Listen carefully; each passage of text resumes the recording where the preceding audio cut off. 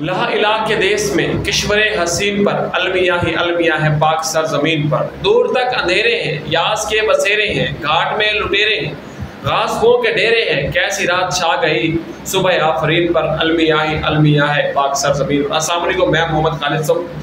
आज बात करते हैं NX64 की। NX64 में क्योंकि पाकिस्तान तहरीक इंसाफ पर जिस तरह जुल्म और बाबरियत जारी है, जिस तरह पाकिस्तान तहरीक इंसाफ के रहनुमाओं और कारकुनों के खिलाफ नाजायज मुकदमात की भरमार है और उनको जो है उनके अपने हवाई घरों में भी नहीं रहने दिया जा रहा, उनको जेलों की सलाखों के पीछे डाला है। वजह यह कि उन्होंने पाकिस्तान के आज़ादी का नारा क्यों लगाया, वजह यह कि उनके गरीब आवाम का प्रचार क्यों किया, गरीब आवाम को शऊर क्यों दिया, वजह यह कि पाकिस्तान तहरीक इंसाफ मुल्क में इतनी मकबूलियत कैसे हासिल कर गई। तो इसका भरपूर फ़ायदा उठाते हुए, क्योंकि पाकिस्तान तहरीक इंसाफ के मुतअद्दिद रहनुमा अपने हल्कों में नहीं है और इस तरह हल्का NX64 में भी कई उम्मीदवार MNA के सामने आ गए और कई उम्मीदवार ऐसे भी हैं जो मेरे दोस्त भी हैं और मैं उनको चैलेंज करता हूँ और यार तमाम दोस्त ये वीडियो सुनेंगे, तमाम ग्रुप्स में भी ये वीडियो जाएगी, चाहे मलिक इजाज़ गडन साहब हो, मैं उनका बहुत एहतराम करता हूँ, अली ज़ैन बुखारी साहब मेरे बहुत अच्छे दोस्त हैं।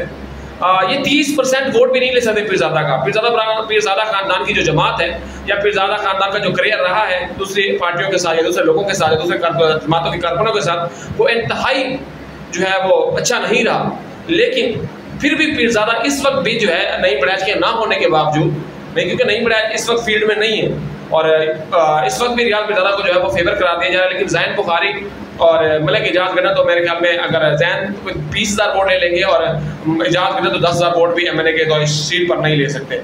नई बड़ैच कहीं गए नहीं, किसी जमात में नहीं गए। नई बड़ैच आज भी पाकिस्तान तहरीक इंसाफ का हिस्सा है, लेकिन ये बात यहाँ काबिल जिक्र है क्योंकि पिछले कुछ अर्से से अपने हल्के में नहीं है।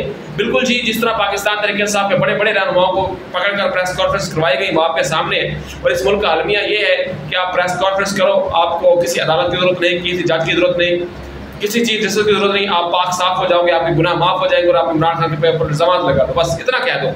इस तरह नई बड़ैच भी कह सकते हैं, लेकिन नई बड़ैच को वफाक की दास्तान कहा जाता है। नई बड़ैच उस टाइम भी पाकिस्तान तहरीक इंसाफ छोड़कर नहीं गए जब नई बड़ैच को 4 साल तक बजट नहीं मिला था।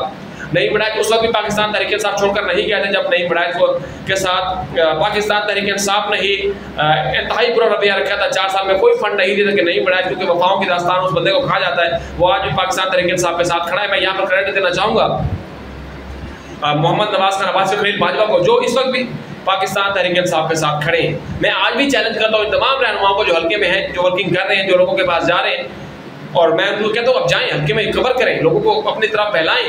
लेकिन याद रखना कि कैदी नंबर 804 जो कि 943 है, वो उसके वोटर और उसके सपोर्टर कहीं नहीं जा रहे। आप जो गिरा के लोगों को चूना लगाएं, लोगों की कुर्बानियों पे जाएं, शादियों पे जाएं, जो मर्जी करें, क्योंकि सियासतदानों के पास यही हाल होता है ना कि आप किसी खुशी गमी में चले जाओ, किसी का बंदा छुड़ा लो, किसी मंशियात वाले को सपोर्ट कर दो, तो अब जो मर्जी करें, पाकिस्तान तहरीक इंसाफ का वोटर कहीं नहीं जा रहा। और मैं ये ऑन एयर बात कह रहा हूँ, तो आप दोस्त ये वीडियो सुनेंगे कि नईम बड़ैच इस वक्त अगर पाकिस्तान तहरीक इंसाफ को इलेक्शन लड़ने की इजाज़त मिलती है तो नईम बड़ैच पीरज़ादा से भी इलेक्शन जीतेंगे। और ये हल्के के जितने भी मुनाफिक सियासतदान हैं, कुछ लोग तो चीमे की दी हुई उंगली पे खड़े हुए हैं, मैं नाम नहीं यहाँ पर वाज़ेह करना चाहता, ठीक है, उनसे भी नई बड़ैच जीत कर दिखाएंगे इंशाल्लाह। वफाक की दास्तान खड़ी है और खड़े रहेंगे।